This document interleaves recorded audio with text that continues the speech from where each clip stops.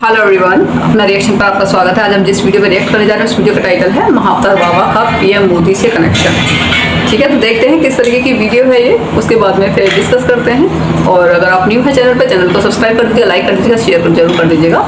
ठीक है, आज और मैं एक क्वेश्चन था कि कुछ कमेंट्स में लोग ये कहने लगते हैं कि आप मतलब रिएक्शन चैनल में क्यों देखिए, मैं आप ओरिजिनल वीडियो आप जाके शॉप से देखिए। ठीक है ना, और आपका काम होना चाहिए कि आप अपने देश, अपने धर्म को, आप अपने उसको सनातन धर्म को प्रमोट करें। इस तरीके की नेगेटिव बातें ना करें, और आपको बिल्कुल भी देखने की जरूरत नहीं है अगर आप नहीं देखना चाहते हैं। ठीक है, लेकिन ये नेगेटिविटी फैलाने की जरूरत नहीं है।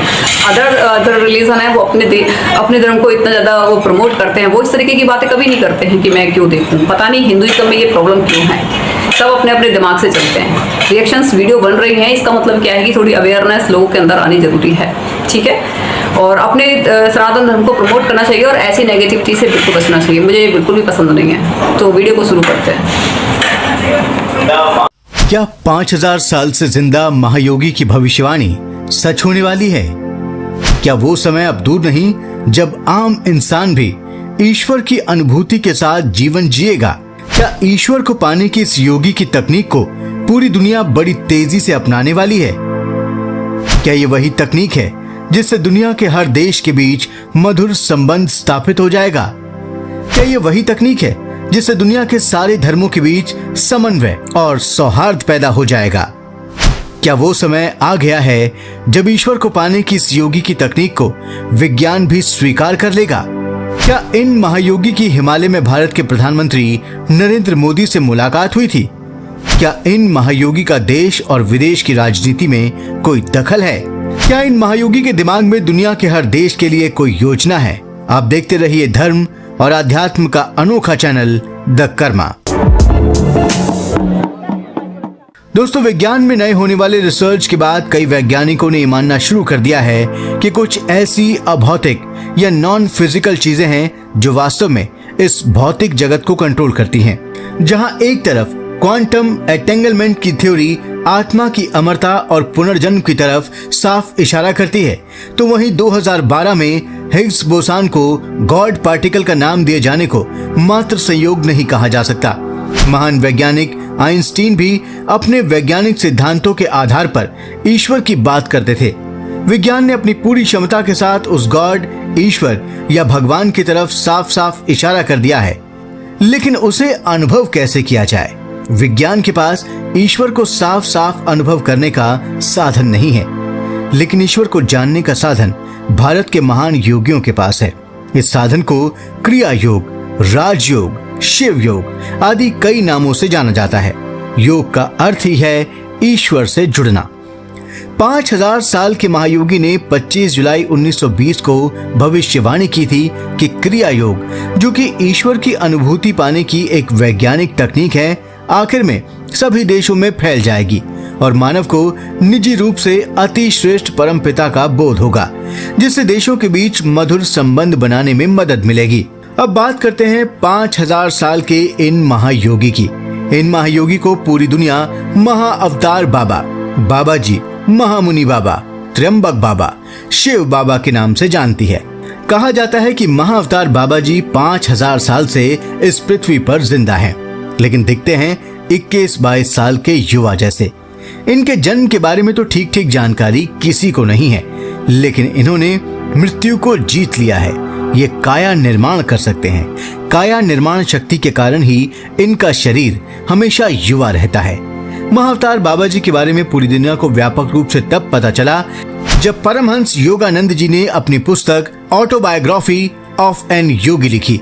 इस पुस्तक में उन्होंने अपने गुरु के गुरु के गुरु के रूप में महाअवतार बाबा जी का जिक्र किया है। परमहंस योगानंद जी के गुरु युक्तेश्वर गिरी थे और युक्तेश्वर गिरी के गुरु लाहिड़ी महाशय थे और लाहिड़ी महाशय के गुरु महाअवतार बाबा जी थे। महाअवतार बाबा जी के बारे में ये भी माना जाता है कि उन्होंने आदि शंकराचार्य को क्रिया योग की दीक्षा दी थी।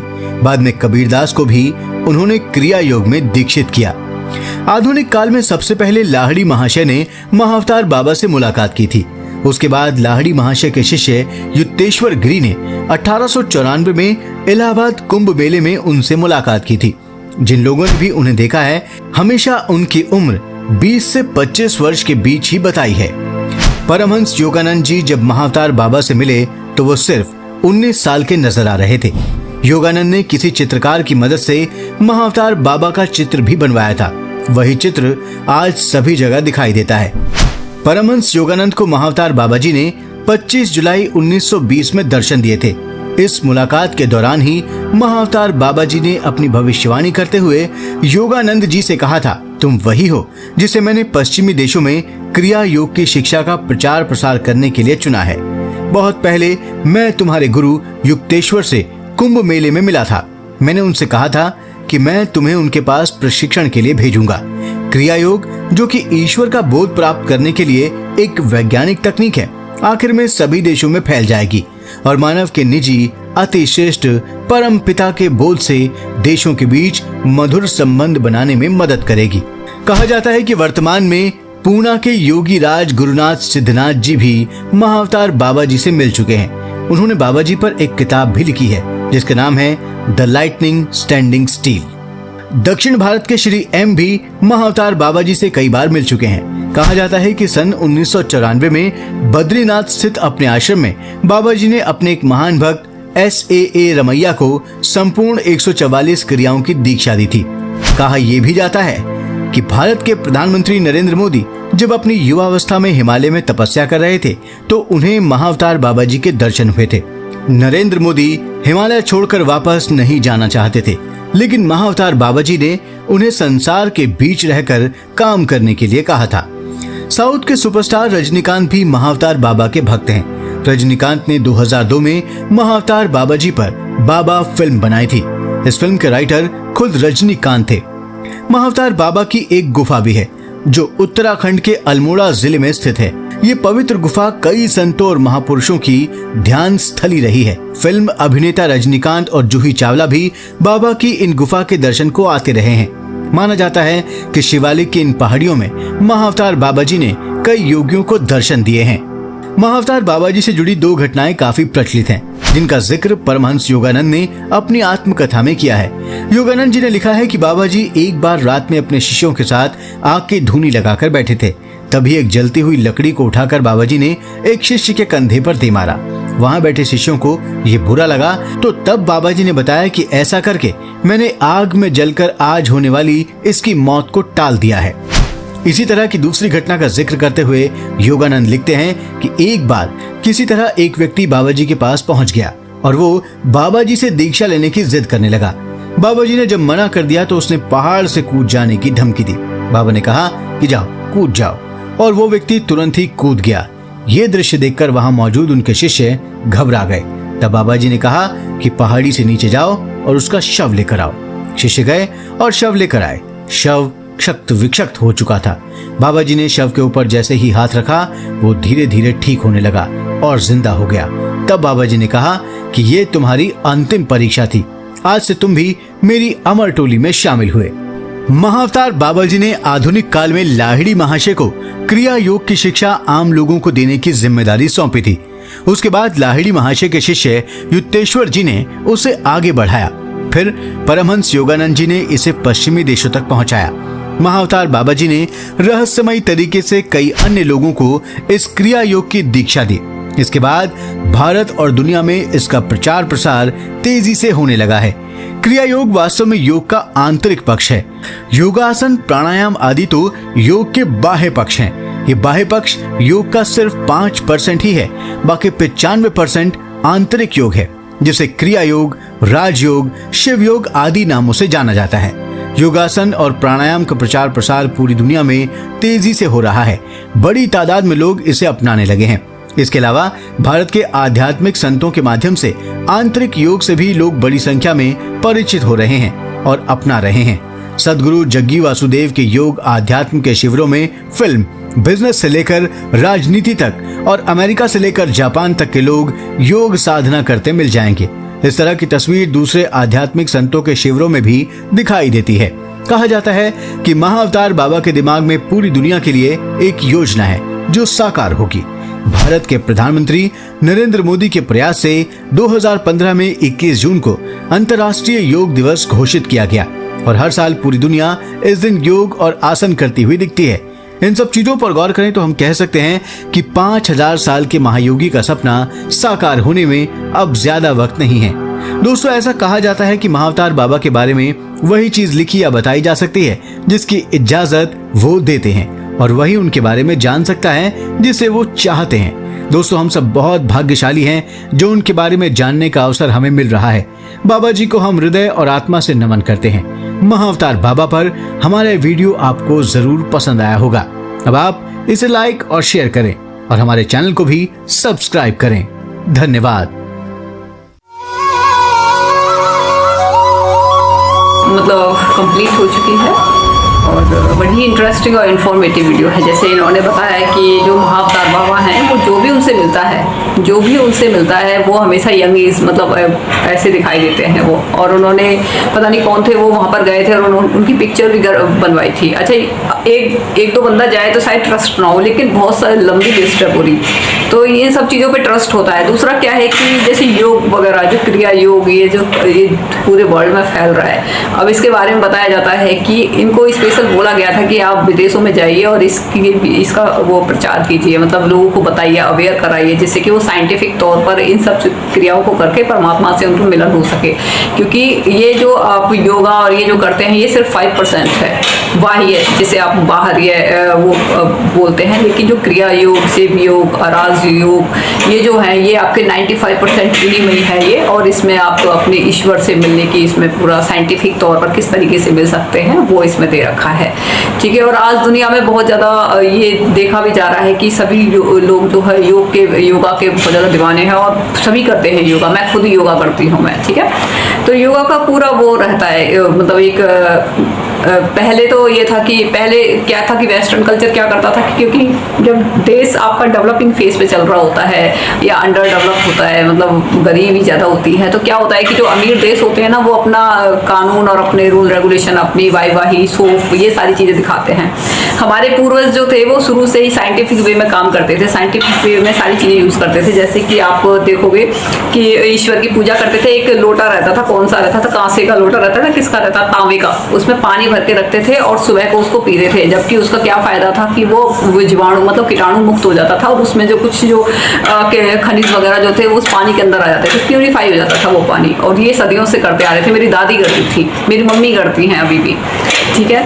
और क्या बोलते हैं, फिर हमने और फिर इसके वेस्टर्न कल्चर ने वो आके कि जी ऐसे नहीं करना है, प्लास्टिक की बोतलों में पानी बेको, ये करो वो करो, मतलब इतना ज़्यादा गलत तरीके से इन्होंने, और लोग यहाँ के भाग के लेते हैं क्योंकि उन्होंने कभी अपने धर्म को जानने की कभी कोशिश नहीं की, कभी भी कोशिश नहीं की। और उनकी उल्टी सीधी चीज़ें सबको अच्छे तरीके से प्रमोट करते हैं। जैसे हमारे वहाँ पे क्या तेल का यूज़ करते थे खाना खाने में, ठीक है। अच्छा, तेल को तो बता दिया गलत। और वेस्टर्न जो कंपनी जो यहाँ पर आई हुई थी उन्होंने कहा कि आप खाइए, डालडा खाइए आप, ठीक है, आप वो रिफाइंड खाइए। वैसे एक और थे, पता नहीं क्या था, आपको कितने नुकसान करते हैं ये सारी चीज़ें। आप तेल में सब्जी बनाइए, वो आपको फ़ायदा कर सकती है, लेकिन और कोई सब नुकसान करते हैं, ब्लॉकेज हो जाती है, ठीक है। लेकिन क्या है कि प्लास्टिक के बर्तनों में खाए जा रहे हैं, जबकि हमारे जो पूर्वज थे वो बर्तन अलग तरीके के यूज़ करते थे। मिट्टी के बर्तन हुआ करते थे, या फिर वैसे बर्तन होते थे मिट्टी के बड़े बड़े घड़े में, उन्हीं में छाछ बिलोते थे, उसी में इतने साइंटिफिक वे थे। शायद उनको इतना गुलाम हो गया था हमारा देश, 1000 साल तक हम इतना अत्याचार हुआ हमारे ऊपर, तो हम बहुत ज़्यादा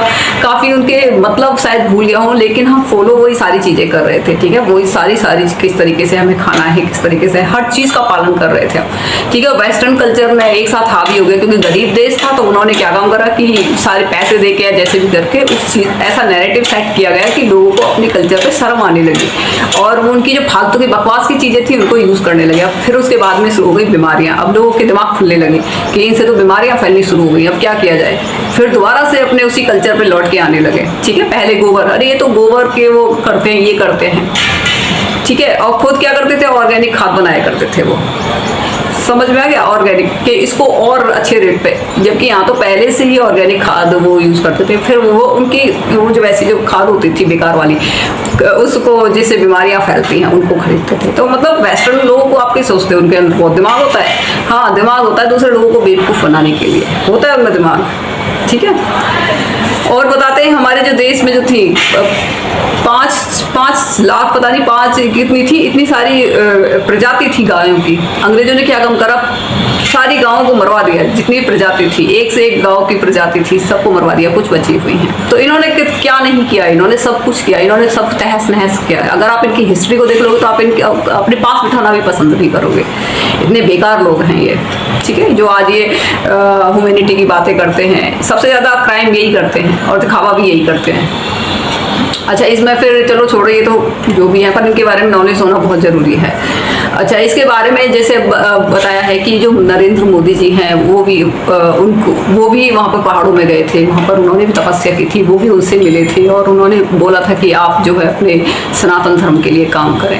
ठीक है, तो एक अदृश्य शक्ति होती है जिस पे लोग काम करते हैं, क्योंकि बहुत पावरफुल शक्ति होती है वो। तो वो भी उन्होंने भी योगा, ये सारी चीज़ें तो लोगों को समझना चाहिए। जो मोदी जी हैं वो देश के सनातन धर्म को ऊपर उठाने के लिए काम कर रहे हैं, और जो इसके विपरीत जो शक्तियां हैं उनका हमें विरोध करना चाहिए और उनको आगे नहीं आने देना चाहिए। ठीक है, और अपनी ये जो भी बातें हैं इन पर पूरा ट्रस्ट करना चाहिए। ये नहीं कि किसी ने कुछ बोल दिया कि यार ऐसे कैसे पॉसिबल है, तुम तो अंधविश्वासी हैं। तो मैं बताती हूँ, जैसे मुस्लिम्स में क्या होता है, मुस्लिम्स में क्या होता है कि उनकी जो, मैंने कुरान के बारे में जाना है, वो क्या कहते हैं कि अगर आपने एक रसूल पे अगर आपने विश्वास लेके आए हैं, उन्होंने जो भी कहा है, उन्होंने सही कहा है, गलत कहा है, अगर आपने, तो आपको जितने भी रसूल हैं, जितने भी हुए हैं, सब पे विश्वास लेके आना पड़ेगा, ईमान रखना पड़ेगा आपको। जो है आप क्वेश्चन पुट नहीं कर सकते। तो जब आपसे कोई सामने वाला बंदा कह रहा है कि इसमें ये प्रॉब्लम है, तो देखो जैसे आप विश्वास रखते हैं ना, जैसे आपका ईमान है, ऐसे हमारा भी ईमान है, हम भी विश्वास रखते हैं, तो कोई क्वेश्चनिंग नहीं, सिंपल सी बात है।